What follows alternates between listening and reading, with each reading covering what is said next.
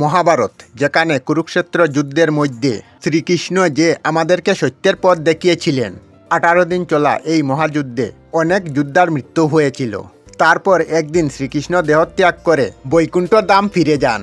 অনেকে বলেন শ্রীকৃষ্ণের মৃত্যু হয়নি, আবার অনেকের মতে তার শেষ কাজ করা হয়েছিল। কিন্তু এটা কি জানেন, তার দেহ সংস্কারের পরেও তার দেহের কোন অঙ্গের ক্ষতি হয়নি? কিন্তু এটা কিভাবে সম্ভব?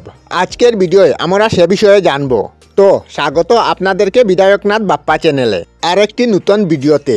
গান্ধারী মহাভারতের যুদ্ধে শতপুত্রকে হারিয়ে শোকে কাতর হয়ে পড়েন আর শ্রীকৃষ্ণকে দায়ী মনে করে তাকে অভিশাপ দেন তারও বংশ একদিন এইভাবে ধ্বংস হবে।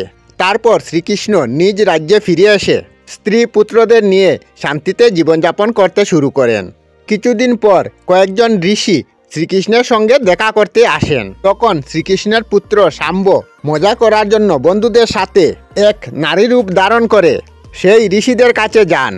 ঋষিরা এই মজার কথা জানতে পেরে তাদেরকে অভিশাপ দিয়ে বসে এই নারীরূপী পুরুষ লোহার মুষব প্রসব করবে আর তার জন্য যদুবংশের বিনাশ নিশ্চিত হয়ে পড়বে।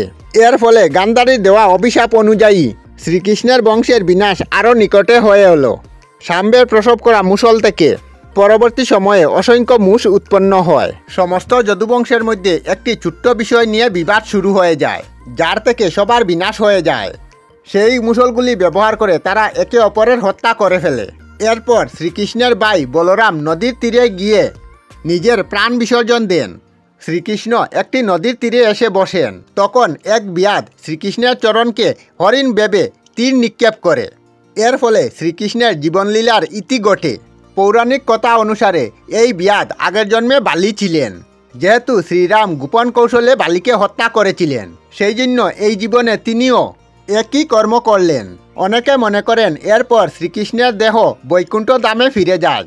আবার কিছু পৌরাণিক তত্ত্ব অনুসারে শ্রীকৃষ্ণের দেহ দাহ সংস্কার করেছিলেন পাণ্ডবরা। তখন সেই সময় ঘটে যায় এক অস্বাভাবিক ঘটনা। চিতা নিভে গেলেও শ্রীকৃষ্ণের হৃৎপিণ্ডটা আগের অবস্থায় দেখা যায়। তারপর পাণ্ডবরা তাকে নদীর জলে ভাসিয়ে দেয় এবং হস্তিনাপুরে ফিরে যায়। শ্রীকৃষ্ণের হৃৎপিণ্ডটি বেশে বেশে আসে রাজা ইন্দ্রদমনের কাছে, যিনি ছিলেন পরম বিষ্ণুভক্ত।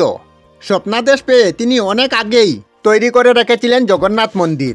একদিন তিনি নদীতে স্নান করতে গিয়ে লোহার নরম টুকরো দেখতে পান। স্বয়ং ভগবানের আদেশ অনুসারে তিনি জগন্নাথ মন্দিরে নিয়ে এসে স্থাপন করেন।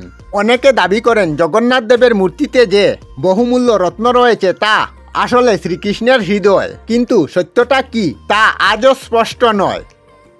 আমরা আমাদের চ্যানেলে সব ধরনের ভিডিও আপলোড করি, যেমন ব্লগ, নিউজ, কুকিং ভিডিও, ধার্মিক আলোচনা ইত্যাদি।